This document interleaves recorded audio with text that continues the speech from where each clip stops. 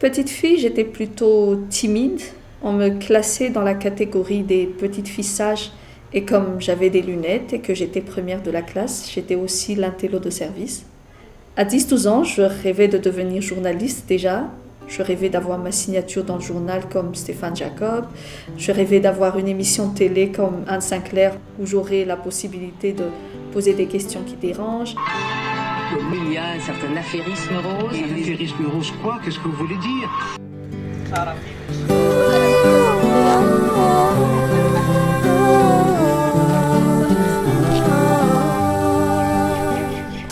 Aujourd'hui, je suis devenue ce que j'ai toujours voulu être. Je suis journaliste.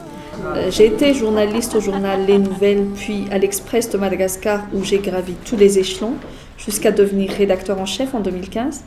Je m'appelle Lou Varabar, j'ai 42 ans.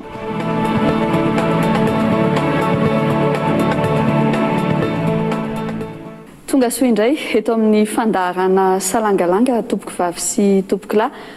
J'ai aussi eu l'occasion d'animer mes propres émissions de radio et de télévision. Nentina nanimpanana ilay fanamariana.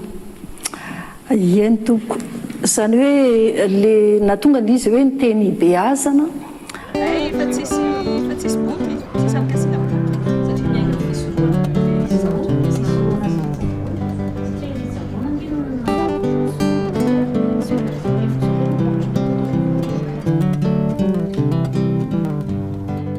Je modère des ateliers, des débats et des tables rondes.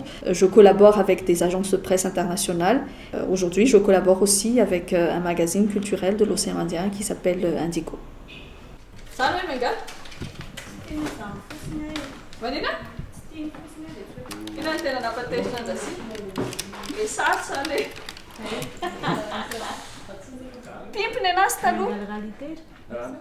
J'ai commencé à travailler pour un média en 99-2000, j'avais 23 ans. Dans 23 ans, je me vois encore dans ce milieu, mais je continuerai quand même à écrire des reportages et puis j'écrirai aussi, sans doute, enfin, des livres.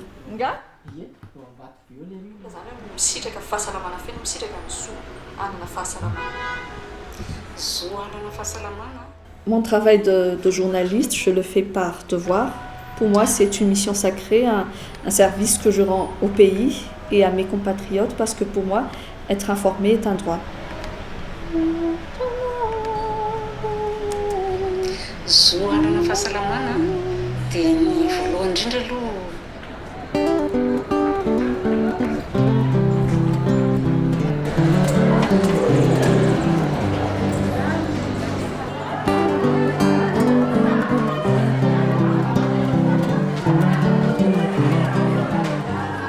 Et avant de commencer, moi, je voudrais demander à l'un d'entre vous de me rappeler ce que nous avons fait la semaine dernière. Depuis 2017, je suis chargée de formation. Je donne des cours de journalisme. Aujourd'hui, je suis formatrice et je considère que partager les expériences que j'ai acquises aux jeunes, leur transmettre ma passion, c'est également un devoir. Mais je fais aussi tout cela par plaisir parce que faire ce que je fais me procure toujours beaucoup de satisfaction personnelle et cela me fait m'épanouir.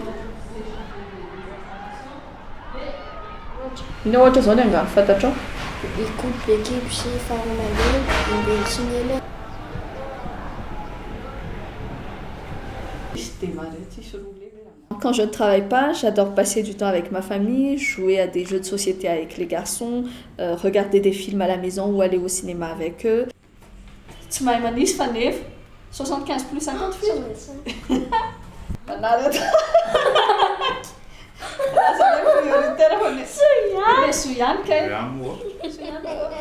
Je n'ai pas de fille, mais je dirais à mes 4 nièces de ne jamais dépendre de personne et de préserver leur liberté envers et contre tout. Je dis la même chose à mes garçons, ne jamais dépendre de personne. Ils ont 11 et 9 ans, mais je leur apprends à préparer les repas, à faire la vaisselle, parce qu'ils ne doivent jamais attendre que des gens, encore moins une femme, leur femme, fassent cela à leur place.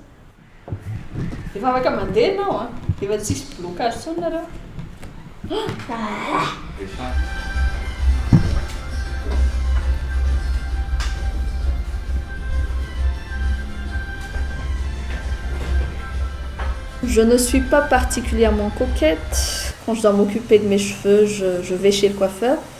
Je me maquille aussi très peu.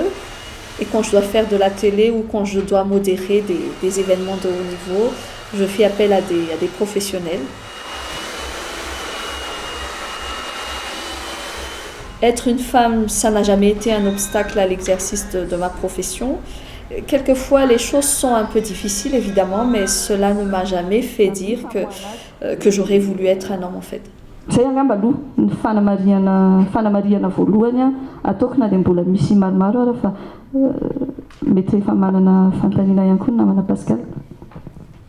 Mba entina piroboroboana ny kolontsaina démocratique. J'ai trouvé le partenaire idéal. On se complète sur de nombreux points et je pense que c'est cela l'objectif d'une vie à deux. Bien sûr, je m'en sortirais s'il n'était pas là, mais c'est parfois bien d'avoir quelqu'un avec qui on peut partager certaines choses, qui peut prendre le relais quand je suis fatiguée ou HS, parce que cela peut aussi arriver. Et c'est surtout ma balise, c'est lui qui me montre les limites à ne pas franchir. Après, si je vais au-delà, je peux être sûre qu'il sera là pour m'aider à retrouver la voie. Mon mari, il est aussi journaliste, mais nous n'obligerons pas nos enfants à devenir aussi journalistes. Nous leur transmettrons les valeurs auxquelles nous tenons et nous croyons, la liberté, l'indépendance, mais aussi l'honnêteté, le sens de l'éthique et le respect de l'humain.